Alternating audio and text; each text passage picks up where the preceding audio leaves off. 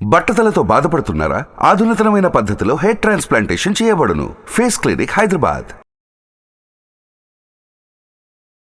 నమస్తే రమగారు. నమస్తే జయ. రమగారు, ముందుగా మీకు శ్రీరామనవమి శుభాకాంక్షలు అండి. మీకు కూడా జయ. సుమన్ టీవీ ప్రేక్షకులందరికీ కూడా శ్రీరామనవమి శుభాకాంక్షలు. రమగారు, ఇంతకుముందు నేను చెప్పినట్లుగా నవమి అనగానే మన ప్రతి గ్రామంలో కూడా రామాలయానికి సర్వాంగ సుందరంగా అలంకరించి రాముల వారి కళ్యాణం చేయటం, అనంతరం తరువాత పానకం, వడపప్పు ప్రసాదంగా ఇవ్వటం ఆనవాయితీగా వస్తుంది. సో అసలు నవమి యొక్క ప్రాముఖ్యత ఒకసారి మాట్లాడుకుందామండి మనం. నవమి యొక్క ప్రాముఖ్యత అంటే, నవమి అంటే శ్రీ రాముల వారి పుట్టినరోజు. మనం ఆ రోజు కళ్యాణం కూడా చేసుకుంటాం, కానీ నిజానికి రాముల వారి ఆయన పుట్టిందే చైత్ర శుద్ధ నవమి నాడు పునర్వసు నక్షత్రంలో జన్మించారట. అయితే భద్రాచలంలో కావచ్చు, అంతకు ముందు కూడా ఈ సాంప్రదాయం భద్రాచలం ఆలయం నుంచే మొదలైందని అనిపిస్తుంది. నీకు తెలుసో లేదో జయ, మా చిన్నప్పుడు రేడియోలో ప్రోగ్రామ్ వస్తుండేది. శ్రీరామనవమి అనగానే ఇక రేడియో ఆన్ చేసి పెట్టుకుని కూర్చునేవాళ్ళం. పెద్దవాళ్ళు, చిన్నవాళ్ళు అందరూ. ఈ కళ్యాణానికి వెనకాల కామెంటరీ వచ్చేది, మంచి మంచి శ్లోకాలు, రామాయణ శ్లోకాలని వాటిని ఉదహరిస్తూ కళ్యాణం ఎలా జరుగుతోంది, రాముల వారిని సీతాదేవిని చూడమని చెప్పడం, అట్లా చక్కగా ఉండేది కామెంటరీ. అక్కడ కళ్యాణం జరుగుతోంది కాబట్టి కళ్యాణ ఘట్టాన్ని వివరిస్తారు, కానీ కళ్యాణ ఘట్టానికంటే ముందు రాముల వారు పుట్టింది, ఆయన ఎలా పుట్టారు, ఎక్కడ ఎలా ఏ రకంగా జరిగింది అనే కథని ప్రధానంగా వారు కూడా చెప్తారు. ఈ కామెంటరీస్ కూడా మొట్టమొదట రామ జననం, ఆ తర్వాత కళ్యాణం. ఎందుకంటే రామ జననము, కళ్యాణము రెండు కూడా శ్రీమద్ రామాయణంలో, వాల్మీకి రచించిన శ్రీమద్ రామాయణంలో బాలకాండలోనే ఉన్నాయి. బాలకాండ మొదలు రాముల వారి జననం, బాలకాండ చివరి భాగంలో సీతారామ కళ్యాణం. కళ్యాణం తర్వాత పరశురామ గర్భభంగం కూడా మనకి కథ కనపడుతుంది. ఓకే, అయితే మనం పానకం, వడపప్పు ప్రయత్నం చేసి చూద్దాం. దానికోసం అది చేస్తూ నీకు రామాయణం సంగతి అంటే తేలిగ్గా రాముల వారి కథ చెప్పుకుందాం. మీరు చెయ్యి తిప్పటంలో సిద్ధహస్తులు ప్రయత్నం అనుకోదు రాముగారు, అది చేసి ప్రసాదం మా అందరికి ఇచ్చేసేయాలి. పోనీ పనండి. మామూలుగా పానకం అంటే అందరికీ తెలిసిందే. బెల్లము, తర్వాత మిరియాలు, ఏలక్కాయలు. బెల్లాన్ని సన్నగా తరిగి నీళ్ళల్లో కలిపి పెట్టుకోవటం. ఈ పానకం అనగానే మనం గరిటెతో కదపటము, స్పూన్లతోటి చేయటము అట్లా కనపడదు. దేవాలయాల్లో చేయి పెట్టి బెల్లాన్ని నీళ్ళల్లో బాగా కలిసేలాగా ఎక్కువ మొత్తంలో చేస్తారు కదా. అవును, డ్రమ్ముల్లో చేస్తారు. నాకు బాగా గుర్తు, చిన్నప్పుడు కథ అంతా అయిపోయిన తర్వాత పానకం కోసం పరుగులు పెట్టేవాళ్ళం. చిన్న చిన్న గ్లాసులు తీసుకుని రామాలయం దగ్గర. మనం రోజు చేసుకునే పానకం కంటే దేవాలయంలో పానకం అనగానే ఒక ఉత్సాహం వస్తుంది. అసలు ఆ రుచి, అసలు ఇది చెప్పాల్సిన పని లేదనమాట. అయితే బెల్లం మొదటిది, తర్వాతది ఏలకులు, మిరియాలు. ఏలకాయలు, మిరియాలు తీసుకోవటం, ఏలకుల్ని ఒలిచేసుకుని తర్వాత మిరియాలు, ఏలకులు కలిపి పొడి నున్నగా పొడి చేసుకోవటం. కొంతమంది ఏలకులు కొట్టి వేసేస్తారు, కొట్టి వేసేస్తారు. అది నలక్కపోయినా పర్వాలేదు, లోపల ఉన్న గింజ నలిగిపోతుంది కదా అని నేను అనుకుంటాను. జయ, మనకి ఒక్కొక్క గ్లాసులో పానకం ఇచ్చారు గుళ్ళో, అందులో ఒక ఏలకాయ ఇచ్చింది అనుకోండి, అది నమిలి మింగుతామా మనం? ఊయాలి కదా కదా, ఉమ్మేస్తాం. ప్రసాదాన్ని ఊసేస్తే ఎలాగా? అందుకని ఏలక్కాయ ఒలిచి మిరియాలని, ఏలకాయలని నున్నగా మెత్తటి పొడిగా కొట్టుకోవటం, అది ముందు నీళ్ళల్లో కలుపుకోవటం. ఇదిగో చూడండి, ఏలకులు ముందుగా ప్రిపేర్ చేసిందే పదార్థం ఉంది మన దగ్గర. ఏలక పొడి, మిరియాల పొడి, ఇవి ఎంత ధారాళంగా వేస్తే అంత మంచిది. ఇది ఎండాకాలం కదా, అసలు ఈ చైత్ర మాసంలోనే మనకి ఎండలు మొదలైపోతాయి. ఈ ఏలకులు, మిరియాలు ధారాళంగా వేసుకుని బెల్లం పానకం కనుక తాగితే చాలా బలమని, దాహం తీరుతుందని చెప్తారు. అసలు మరి అందుకే మొదలు పెట్టారేమో కూడా ఈ పానకం. అయితే ఇప్పుడు ఏలకాయలు, మిరియాల పొడి వేసేమో కొంచెం బెల్లం వేసుకోవాలి. కొంచెమేమి, ఇప్పుడు ఇంత సైజు గిన్నెకి మరి కాస్త ధారాళంగానే పడుతుంది. ఇది వేయటం, వేసిన తర్వాత అలాగా ఇందులోకి చేయి పెట్టి, ఏమీ అనుమానం పడక్కర్లేదు, చేయి పెడితే పాడైపోతుందని అలా అనుకోక్కర్లేదు. ఎవరు పానకం చేస్తున్నారో వాళ్ళు చేతులకి క్రీములు అవి రాసుకోకుండా కొంచెం శుభ్రమైన చేతితోటి కనుక చేస్తే పానకానికి ఒక ముదురు రంగు వస్తుంది. లేకపోతే బెల్లం మనం ఇప్పుడు మిరియాలు, ఏలకాయలు పొడి చేసినట్టుగా మెత్తటి పొడి చేయలేకపోతాం, కొంత బరకు ఉండిపోతుంది కదా. ఆ రద్దుండి పై పానకం చప్పగాను, అడుగు పానకం తీయగాను ఉంటుంది. అలా కాకుండా ఈవెన్గా ఉండాలంటే మనం కలుపుకోవటమే మంచి పద్ధతి. అయితే నిజంగా అంటే రమ్మగారు, రాముల వారి కళ్యాణం అప్పుడు అసలు నిజంగా జరిగినప్పుడు ఇలా చేశారు అనే ఏమైనా ఇతివృత్తం ఉందండి? అలా లేదు. నిజానికి నవమి నాడు రాముల వారి కళ్యాణం జరగలేదు చేయ. రామాయణం ప్రకారం ఒక కథకి ప్రూఫ్ ఎక్కడి నుంచి తీస్తాం? మూల కథ నుంచి కదా మనకి ప్రూఫ్ ఉండేది. మధ్యలో కథలు రకరకాల ప్రక్షిప్తాలంటే రకరకాల కథలు, మనం పిట్ట కథలు అంటే మధ్య మధ్యలో వచ్చిన కథల్ని పెట్టుకుంటూ ఉంటాం. కానీ మూల కథలో రాముల వారి కళ్యాణం పునర్వసు నక్షత్రం నాడు అంటే నవమి నాడు జరగల చైత్రశుద్ధ నవమి నాడు రాముల వారు జననం జరిగింది. అయితే ఇప్పుడు మనం దశరథుల వారి దగ్గర నుంచి చెప్దాం చూడండి కథ. దీనికి ముందు జయ విజయులు విష్ణుమూర్తి తాలూకు ద్వారపాలకులైన జయ విజయులు ఒక శాపాన్ని పొంది 3 జన్మలు రాక్షస జన్మలు ఎత్తారని. మొదటిది, ఈ రాక్షస జన్మలు ఎత్తిన వాళ్ళని మళ్ళీ తన దరి చేర్చుకోవటం కోసమే విష్ణువు భూలోకంలో జన్మించాడని మనకి పురాణ కథ. అలాగే జరిగింది. అయితే ఇట్లా మొదట దీనికి ముందు ఏం చేశారు, నృసింహావతారం ఎత్తి హిరణ్యాక్ష హిరణ్యకశిపుల్ని తనలో కలిపేసుకున్నారు స్వామి. తర్వాత జననం శ్రీరాముల వారిగా పుట్టి రావణ కుంభకర్ణుల్ని ఇద్దరిని తనలో కలుపుకున్నారు. అంటే తనకు కావాల్సిన చోటికి తీసుకెళ్ళిపోయారు. తర్వాత కృష్ణ అవతారం ఎత్తి కృష్ణావతారంలో శిశుపాల దంతభక్తులు ఇద్దరిని కూడా తన దగ్గరికి తీసుకెళ్ళిపోయారు. ఈ 3 ఐక్యం చేసుకున్నారు. ఈ 3 సార్లు జయ విజయుల్ని భూమి నుంచి వెనక్కి తీసుకురావడం కోసం చేసిన ప్రయత్నంగానే రామాయణ కథ మనకి కనపడుతుంది. అయితే దశరథ మహారాజుకి చాలా మంది భార్యలు ఉన్నారు. ప్రధాన భార్యలు 3, కౌసల్య, సుమిత్ర, కైకేయి. అయితే వీళ్ళ 3కి కూడా సంతానం కలగలేదట. అయితే ఆయన ఏం చేశారు, తన గురువైన వశిష్ఠుడి సలహాతోటి అశ్వమేధ యాగము, ఆ తర్వాత పుత్రకామేష్టి యాగము చేశారు. ఈ పుత్రకామేష్టి యాగానికి ప్రత్యేకంగా ఋష్యశృంగుడు అనే ఒక మహర్షిని తెచ్చారు. మీరు ఇంకోసారి గుర్తు చేస్తే ఈ ఋష్యశృంగ మహర్షి కథ చాలా విచిత్రంగా ఉంటుంది, మన పురాణ కథల్లో చెప్పుకుందాం. అయితే ఈ పుత్రకామేష్టి యాగం చేసినప్పుడు యజ్ఞకుండంలోంచి ఒక దేవత వచ్చి బయటికి, యజ్ఞపురుషుడు వీరికి ఒక పాయసం ఇచ్చాడట. ఈ పాయసం ఇస్తే ఈ ఇచ్చిన పాయసాన్ని దశరథుల వారు ఏం చేశారంటే ముందు సగం భాగం చేసి ఒక సగాన్ని కౌసల్యాదేవికి ఇచ్చారు, పెద్ద భార్యకి. తర్వాత రెండో సగం, ఇంకో సగం ఉంది కదా, దాన్ని 2 భాగాలు చేసి దాన్ని సగం చేసి సుమిత్రకి ఇచ్చారు. ఇంకో భాగం మిగిలింది కదా, దాన్ని 2 భాగాలు చేసి ఒక భాగాన్ని కైకేయికి ఇచ్చి 4వ వంతు మిగిలిపోయిన భాగాన్ని కొంచెం ఆలోచించి మళ్ళీ సుమిత్రాదేవికే ఇచ్చారట. అట్లా సగభాగాన్ని తీసుకున్నటువంటి కౌసల్యాదేవికి ఒక కుమారుడు. ఆయన పునర్వసు నక్షత్రంలో చైత్రశుద్ధ నవమి నాడు పునర్వసు నక్షత్రంలో జన్మించారు శ్రీరాముడు. తర్వాత రెండో సగభాగంలోంచి సగభాగాన్ని తీసుకున్నటువంటి కైకేయికి, అంటే మిగిలిన చిన్న భాగాన్ని తీసుకున్నటువంటి కైకేయికి పుష్యమి నక్షత్రంలో భరతుల వారు. తర్వాత ఈ మొదట ఒక చిన్న భాగాన్ని, చివరికి ఒక చిన్న భాగాన్ని తీసుకున్నటువంటి సుమిత్రాదేవికి మాత్రం కవలలు లక్ష్మణుడు మరియు శత్రుఘ్నుడు ఆశ్లేష నక్షత్రంలోనూ జన్మించారు. 4 అబ్బాయిలు. 2 భాగాలు తీసుకున్న వారికి ఇద్దరు సంతానం కలిగారు. అయితే వీళ్ళు కొంచెం పెరిగి పెద్ద అయిన తర్వాత విశ్వామిత్ర మహర్షి, అంటే రాజకుమారులు కదా, రకరకాల విద్యలు అవి నేర్చుకున్నారు. సంతానం అంటే అపరిమితమైన ప్రీతి లేక కలగటము. మళ్ళీ ఈ 4గురిలోనూ శ్రీరాముడు అంటే ఆయనకి చాలా ప్రీతి. తండ్రికి అమిత ప్రీతి, తల్లులకి కూడా 3 తల్లులకి అమిత ప్రీతిగా ఉండేవారట. అయితే తర్వాత ఏమైంది, పిల్లలకి కొంచెం 13-14 సంవత్సరాలు వచ్చాక విశ్వామిత్రుడు మహర్షి ఇక్కడికి వచ్చి, నేను ఒక యాగం చేసుకుంటున్నాను, నాకు సహాయం కోసం, అంటే ఈ రాక్షసులు యాగాన్ని పాడు చేస్తున్నారు, వాళ్ళని సంహరించడానికి ఈ కుమారుల్ని పంపించమని అడిగారట. అడిగితే దశరథుడు పుత్రమ వ్యామోహంతో పిల్లవాడిని పంపడానికి పడకపోయేసరికల్లా విశ్వామిత్రుడు శపిస్తాడన్న ఆలోచనతో వశిష్ఠుల వారు ఏం చేశాడంటే, ఇది పిల్లవాడిని నీ నుంచి తీసుకెళ్ళటం కాదు, ఇతనికి ఇంకా అస్త్రశస్త్ర విద్యలు మరికాసిని వస్తాయి, విశ్వామిత్రుడు సామాన్యుడు కాదు, అతనితో పిల్లల్ని పంపించు, ఈ వ్యామోహాన్ని తగ్గించుకోమని దశరథుడికి బోధించి తన పెద్ద కుమారుడైన రాముణ్ణి, తనతో తమ్ముడైనటువంటి లక్ష్మణుణ్ణి ఇద్దరిని కలిపి పంపించారు. అయితే ఈ దారిలో వెళ్ళేటప్పుడు బోలెడన్ని కథలు చెప్పారట విశ్వామిత్రుడు ఈ రాముడికి లక్ష్మణుడికి. మార్గాయాసం తెలియకుండా కథలు చెప్పుకోవటం ఒకటి మనకుంది కదా. అయితే ఈ వెళ్ళేటప్పుడే ఏం చేశారు, బల అతి బల అని 2 మంత్రాలు ఉపదేశం చేశారని, దానివల్ల వీళ్ళకి ఆకలి దప్పులు లేవు, మార్గాయాసం తెలీదు, బలంగా ఉంటారని ఆ 2 మంత్రాలు ఉపదేశం చేశారు.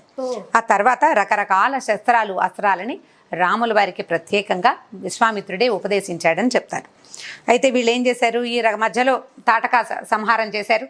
తాటకనే ఒక రాక్షసుని సంహరించారు. ఇంకా కొంచెం ముందుకెళ్ళాక ఈ విశ్వామిత్రాశ్రమానికి చేరిపోయారు. ఈ ఆశ్రమానికి, యజ్ఞం చేస్తున్న ఆశ్రమానికి ఏంటంటే చాలామంది రాక్షసుల నుంచి భయం ఉండేదట. ఈ రాక్షసుల్లో అప్పుడు ప్రముఖులు ఎవరంటే మారీచుడు మరియు సుబాహుడు. వీళ్ళల్లో మారీచుడు రాముడు సంహరించిన తాటక తాలూకు కొడుకు. ఈ సుబాహుడితో కలిసి అతను యజ్ఞం ధ్వంసం చేయటమే అతని ఉద్దేశం అనమాట. అయితే అప్పుడు రాముడు ఏం చేశాడంటే, ఈ రాముడు లక్ష్మణుడు ఇద్దరు కలిసి యజ్ఞానికి కాపలా కాసి ఆ కాపలా టైంలోనే ఈ మారీచు సుబాహులు రక్తం గుమ్మరించేవారట యజ్ఞకుండల్లో. వాళ్ళని మానవాస్త్రంతో ఒకరిని సంహరించారు, సుబాహుడిని సంహరించారు. వాయవ్యాస్త్రంతో మన ఈ మారీచుణ్ణి 100 ఆమడల దూరంలో సముద్ర తీరంలో పడిపోయేలాగా కొట్టారు.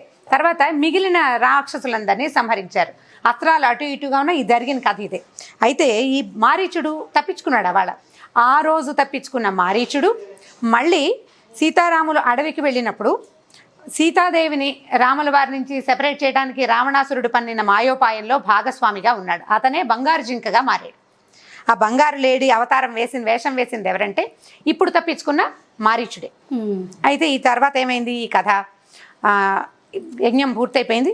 అప్పుడు ఈ విశ్వామిత్రుడు ఏం చెప్పాడంటే మిథిలా నగరంలో ఉన్న రాజు జనక మహారాజు ఒక పెద్ద యజ్ఞం చేస్తున్నారు.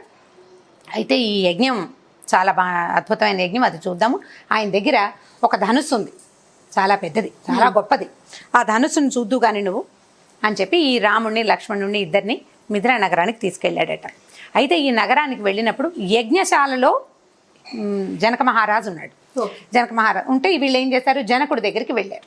వెళ్ళి ఇది చూడాలని అనుకుంటున్నామంటే అప్పుడు ఏం చేశాడంటే ఆయన మరుసటి రోజున ఆ కార్ముకాన్ని తెప్పించాడు. ఈ కార్ముకం ఏంటంటే శివధనుస్సు. మనం శివధనుస్సు అని చెప్తాం కదా, దాని పేరు పినాకం అట.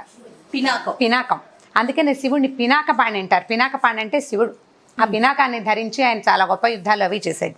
అయితే ఆయన ఏం చేశారట, ఒక దశలో ఈ పినాకాన్ని తన ధనస్సుని మన జనకుడు తాలూకు ముందు తరాలకు చెందిన దేవరాతుడి దగ్గర అట్టపెట్టారు. అట్టపెట్టి ఆ అట్టపెట్టిన ధనుసు ఏముంది, వంశపారంపర్యంగా జనకుడి దగ్గరికి చేరిందనమాట. చేరితే ఈ ధనుసుని తెప్పిస్తున్నప్పుడు జనకుడు ఏం చెప్పాడంటే, అయ్యా ఈ ధనుసుని ఎక్కుపెట్టడానికి చాలామంది రాజులు ప్రయత్నం చేశారు, ఎవరి వల్ల కాలేదు. ఈ ధనస్సు ఇంత గొప్పది కాబట్టి నాకు అయోనిజగా ఒక పాప దొరికింది, ఒక అమ్మాయి నాగేటు చాలులో దొరికింది. నేను యజ్ఞం చేస్తుంటే నాగలు దున్నుతుండగా నాగేటు చాలుడు అనే అమ్మాయి దొరికింది. ఆమెకు నేను సీత అని పేరు పెట్టుకున్నాను. అయితే ఆమెని వీర్యచుల్కగా, అంటే ఎవరైతే ఈ ధనస్సుని ఎక్కుపెడతాడో అతనికి కన్యాదానం చేయాలని నేను నిశ్చయించుకున్నాను. ఈ ముందు ప్రయత్నం చేసిన రాజులందరూ నేను వాళ్ళని ఏదో మోసం చేశాను అనుకుని నా మీద యుద్ధానికి వచ్చారు. దేవతల సహాయంతో నేను వాళ్ళని జయించాను, అంటే వాళ్ళని జయించాను. అయితే ఈ ధనస్సుని కనుక ఈ దాశరథి ఎత్తగలిగితే మా అమ్మాయిని ఇతనికి ఇచ్చి వివాహం చేస్తానని చెప్పాడు. సరే ధనస్సును తెప్పిస్తే ఈయన ఆ ధనస్సును చూసి పెద్ద ఇనప పెట్టెలో ఉన్న ధనస్సును ఎక్కుపెట్టడానికి ప్రయత్నం చేశాడు. ఎక్కువ పెడుతున్నారు. ఇంకా ధనస్సుని సంధించి బాణం వేయలా. ఎక్కుపెట్టడానికి ఇది కార్ముకం, అంటే ఇది ఎలా అంటే కోదండం, మామూలు చిన్న విల్లు కాదు. తాడు కట్టి ఉండదు, సిద్ధంగా పట్టుకోవడానికి వీలుగా ఉండే భాగమే ఉంటుంది. తాడు ఒక పక్కన ఉంటుందన్నమాట. ఈ కింద ఉన్న తాటిని పైకి ముడేయాలి. ముడేస్తేనే అది ధనస్సుగా తయారవుతుంది. లాగి ముడేయాలి. ఈయన ఏం చేశాడు, దాన్ని పట్టుకొని ఈ కింద ఉన్న తాడుని పైకి హుక్ చేయడానికి, లేదా పైన ఉన్న తాడికి వంచాలి కదా, దాన్ని వంచి బిగించాలన్నమాట.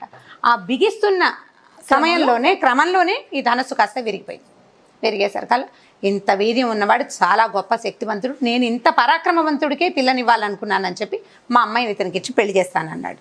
ఇప్పుడు ఇక్కడికి ఎవరు వచ్చారు, గురువు గారు, ఇద్దరు అబ్బాయిలు, తండ్రి తల్లి ఎవరు లేరు. మరి ఇప్పుడు వివాహం చేయాలంటే అమ్మా నాన్నకు చెప్పాలి కదా. వీళ్ళు ఏం చేశారంటే దశరథుడికి కబుర్ చేసి ఈ అమ్మాయిని ఈ పిల్లని ఇలా ఇవ్వదలుచుకున్నారు, ఇట్లా జరిగిందని వర్తమానం పంపితే దశరథుడు సంతోషించి ఇక్కడికి వచ్చాడు. వచ్చిన తర్వాత ఆయన కుటుంబంతో మొత్తం అంతా మంత్రులు, తర్వాత ఆయన తాలూకు గురువులు వాళ్ళందరినీ తీసుకుని ఇక్కడికి వచ్చారు. ఈ వచ్చే దారిలోనే, అంటే ఇప్పుడు సీతా కళ్యాణ ఘట్టం చెప్పేశాను నేను, ఈ ఘట్టానికి ముందే అహల్య శాప విమోచనం కూడా చేశారు రాముల వారు.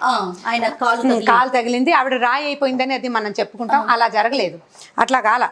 ఆవిడ ఒక చిన్న పొరపాటు చేశారు. ఈ చేసిన పొరపాటు తోటి భర్త ఏం చెప్పించాడంటే, నువ్వు వాయుభక్షణ చేస్తూ ఎవరికీ కనపడకుండా ఉండిపోమని. ఆవిడ ఎలా ఉందంటే అదృశ్య రూపంలో వాయుభక్షణ, కేవలం గాలి మాత్రమే తింటూ తపశ్చర్య చేసుకుంటూ ఉన్నారు. ఈయన ఆశ్రమ వాటికలోకి ప్రవేశించేసరికి ఈయన రాగానే ఆవిడ దృశ్యమైందనమాట, అందరికీ కనపడింది. అప్పటిదాకా అదృశ్య రూపంలో అక్కడే ఉంటూ నిరాహారగా ఉందన్నమాట. ఈయనకు వెళ్ళాకిన తర్వాత ఆవిడ దృశ్యమానం అయ్యాక అందరికీ కనపడ్డాక మన గౌతమ మహర్షి కూడా ఇది శాప విమోచనం జరగబోతోంది తన భార్యకని ఆయనకు తెలుసు. ఆ టైంకి ఆయన కూడా వచ్చేసారు. సరే వీళ్ళిద్దరూ కలిసి రాముడిని ఆశీర్వదించారు. రాముడి దగ్గర ఆశీస్సులు ఆవిడ తీసుకుంది, మళ్ళీ రాముడిని ఆశీర్వదించారు. అహల్య గౌతముల పెద్ద కుమారుడైన శతానందుడు జనకుడి ఆస్థానంలో పురోహితుడుగా ఉన్నారు. ఆయన ఈ సమయంలోనే విశ్వామిత్రుడి తాలూకు మొత్తం గాథని రాముల వారికి తెలియజేశారు. ఈ రకంగా బాలకాండలో బోలెడన్ని కథలు ఉంటాయి. మనం వీలు వెంబడి ఒక్కొక్క కథ చెప్పుకుందాం తప్పకుండా. అయితే ఇప్పుడు ఏం జరిగింది, దశరథుడు వచ్చాడు. తర్వాత కుటుంబం అంతా వాళ్ళు మాట్లాడుకుని ఎవరి వంశం గురించి వాళ్ళు తెలుసుకుని ఈ పిల్లలకి వివాహం జరిపించి నిశ్చయించారు. జనక రాజర్షి తాలూకు తమ్ముడు కూడా ఈ వివాహం జరగబోతోంది కదా, ఆయన కూడా ఈ ఆస్థానానికి విచ్చేశాడు. అయితే జనకుని తాలూకు కుమార్తెలైనటువంటి సీత, ఊర్మిళ వాళ్ళిద్దరిని రామలక్ష్మణులకి, తర్వాత ఆయన తమ్ముని కుమార్తెలైనటువంటి మాండవి, శృతకీర్తులు ఇద్దరిని భరత శత్రుఘ్నులకి వివాహం చేయటానికి నిశ్చయించుకున్నారు. నలుగురికి వివాహాలు జరిపించుకున్నారు. వివాహాలైన తర్వాత వీళ్ళు తమ రాజ్యానికి బయలుదేరితే దారిలో పరశురాముడు వచ్చారట. ఈ పరశురాముడు ఏమన్నాడంటే, ఆయన చాలా జంఝామారతమైన గాలితోటి దాంతోటి వచ్చి చాలా గట్టిగా అంటే యుద్ధం చేసే ఉద్దేశంతో వచ్చారు. నువ్వు శివధనుసును విరిచావని విన్నాను. శివధనుసు నా ఆరాధ్య దైవం శివుడు, ఆయన ధనుసును విరిచేంత ఉందా నీకు? అంత చేయటానికి వీల్లేదు. నా దగ్గర ఇంకొక ధనుస్సు ఉంది, ఇది వైష్ణవ ధనస్సు, శార్ంగం అంటారు, విష్ణు ధనుస్సు, దీన్ని ఎక్కుపెట్టి చూపించు నాకు అని చెప్పేసరికల్లా ఏం చేశాడట, రాముడు ఆయన చేతిలోంచి ఆయుధాన్ని తీసుకుని, శార్ంగాయుధమే, ఎందుకంటే ఈ విష్ణుమూర్తి తాలూకు ఆయన పేర్లలో శార్ంగాయుధపాణి అని ఉందన్నమాట. సారంగపాణి కాదు, శార్ంగాయుధపాణి విష్ణువే. ఆ శార్ంగమే ఆయన ధనస్సు పేరు. ఆయనకున్న 5 ఆయుధాల్లో ఈ ధనస్సు కూడా ఉందన్నమాట. అయితే ఈ ధనస్సును ఏం చేశారు, రాముడు అవలీలగా దాన్ని ఎక్కుపెట్టారట. ఎక్కుపెట్టి బాణం కూడా ఎక్కించి, ఇప్పుడు బాణం ఎక్కుపెట్టాను, దేని మీద వేయమంటావో చెప్పు, నీ పాదగతి మీద వేయినా, నువ్వు ఆర్జించుకున్న పుణ్యలోకాల మీద వేయినా, దేని మీద వేయమంటావు బాణం అని అడిగేసరికల్లా ఎప్పుడైతే కార్ముకం ఈయన చేతిలోంచి ఆయన చేతిలోకి వెళ్ళిందో అప్పుడే పరశురాముడికి తెలిసింది, ఇతను కనపడుతున్నవాడు సాక్షాత్ విష్ణువే కానీ మరొకటి కాదని, తను అంశావతారమే కానీ ఈయన పూర్ణావతారుడని తెలుసుకున్నాడు ఆయన. అప్పుడు ఏమన్నాడంటే, అయ్యా పాదగతి మీద వేస్తే కుదరదు, ఎందుకంటే నేను భూమి మొత్తాన్ని కాశ్యపుడికి దానం చేశాను, కశ్యపుడికి ఇచ్చేశాను, అందుకే భూమిని కాశ్యపి అంటారు. ఇప్పుడు నేను దానం చేసేసాను, ఇక్కడ భూమి మీద నేను నిలవకూడదు, నేను తిరుగుతూనే ఉండాలి, కాబట్టి నేను ఆర్జించుకున్న పుణ్యలోకాల మీద నువ్వు బాణం వేసేయమని తన పుణ్యాన్ని తనే హరింపచేసుకుని స్వయంగా ఈయనతోటి, రాముల వారితోటి అప్పుడు మళ్ళీ తపస్సు చేసుకోవడానికి మహేంద్ర పర్వతానికి వెళ్ళిపోయారట. ఈ రకంగా పరశురామ గర్వభంగం కూడా చేసిన శ్రీరాముడు తన భార్య, తమ్ములు, వారి భార్యలు, తండ్రి మొత్తం పరివారంతో అయోధ్య నగరానికి చేరారు. ఈ చేరిన తర్వాత తమ్ముళ్ళు ఏమో వాళ్ళ మేనమామ ఇంటికి వెళ్ళిపోయారు. రాముడు, సీత సంతోషంగా ఈ అయోధ్య నగరంలో ఉన్నారని బాలకాండ కథని ఇక్కడ దాకా చెప్తాం. అయితే ఇప్పుడు ఈ మొత్తం బాలకాండలో రాముల వారి జననము మరియు వివాహం కదా. జననమేమో పునర్వసు నక్షత్రంలో జరిగితే ఉత్తర ఫల్గుణి నక్షత్రంలో వివాహం జరిగిందని వాల్మీకి రామాయణంలో ఉంది. కానీ మనం ఉత్తర ఫల్గుణి నక్షత్రంలో జరిగిన వివాహాన్ని ఈ పునర్వసు నక్షత్రం యుక్తమైనటువంటి ఇప్పుడే నవమి నాడే చేసుకుంటాను. ఇది భద్రాచలంలోనే మొదలైన సంప్రదాయంగా మనకి కనపడుతుంది. చాలా సార్లు దీని మీద మాట్లాడుతూ ఉంటారు పెద్దవాళ్ళంతా. ప్రతిసారి నాకు ఎప్పుడు ప్రశ్న ఉంటుందన్నమాట, ఎవరైనా చాలా పెద్దవాళ్ళని ఎవరైనా ఈ ప్రశ్న అడగాలి, ఎందుకు వివాహాన్ని ఇప్పుడు చేయదలుచుకున్నారు, ఇప్పుడు ఎందుకు చేయదలుచుకున్నారు, కన్నుల పండుగ ప్రభువు వివాహం జరుగుతుంటే ఉసంకలు ప్రశ్నలు ఎందుకులే అని అనిపించి మళ్ళీ నేను వెనక్కి తీసుకుంటూ ఉంటాను అనమాట. మనం ఇంకోసారి కళ్యాణం జరిపించుకునే అవకాశాలు మనకి రాకపోవచ్చు. అక్కడ ఏం చేస్తారంటే ఇవాళ కళ్యాణం చేసి బహుశా రేపు పట్టాభిషేకం చేస్తారు. ఈ పట్టాభిషేకం ఎప్పుడు ఈ మొత్తం కథ అంతా ముగిసిన తర్వాత యుద్ధకాండ అనంతరము పట్టాభిషేకం జరిగింది. ఆ పట్టాభిషేకాన్ని ఇవాళ కళ్యాణం చేయటం, రేపు పట్టాభిషేకం చేయటమే ఇక్కడ ఆచారంగా ఉంది. అయితే మనం మాట్లాడుతూనే ఉన్నాం జయ, మన పానకం తయారైపోయింది చూడండి. ఈ పానకంతో పాటు మనం వడపప్పు చేస్తాం. ముందే 1-2 గంటల ముందే వడపప్పు నానబెట్టుకుంటాం. ఈ వడపప్పు అంటే ఏముంది, పెసరపప్పుని వడేసిన పప్పు అంటే బుట్టలో వేస్తాం, నీళ్లు పోగొట్టేస్తాం కదా, నీళ్ళు తీసేసి దీంట్లో కూడా కొంచెం బెల్లం, పల్లెటూళ్ళల్లో అయితే చక్కగా చిన్న కొబ్బరి ముక్కలు, తర్వాత ఏమో అరటిపండు ముక్కలు, కొద్దిగా బెల్లము వేసి దీన్ని స్వామికి నివేదన చేసి అందరికీ ప్రసాదంగా పంచుతారు. ఇంకా రకరకాల ప్రసాదాలు చేస్తారు, కానీ మనకి పానకం వడపప్పు అనగానే శ్రీరామనవమి గుర్తొస్తుంది. నవమి నాడు ఇంక ఏమీ చేయలేకపోయినా ఈ 2 చేసుకున్నా చాలు. అయితే నైవేద్యం కూడా పెట్టేద్దామా, ఒక చిన్న బెల్లం ముక్క దీని మీద పెట్టండి. అంటే ఒట్టి పెసరపప్పు ఏ రుచి లేని పప్పు పెట్టకుండా ఒక చిన్న బెల్లం ముక్క పెట్టుకుని నైవేద్యం పెడితే బాగుంటుంది. స్వామి వారికి సమర్పిద్దాము.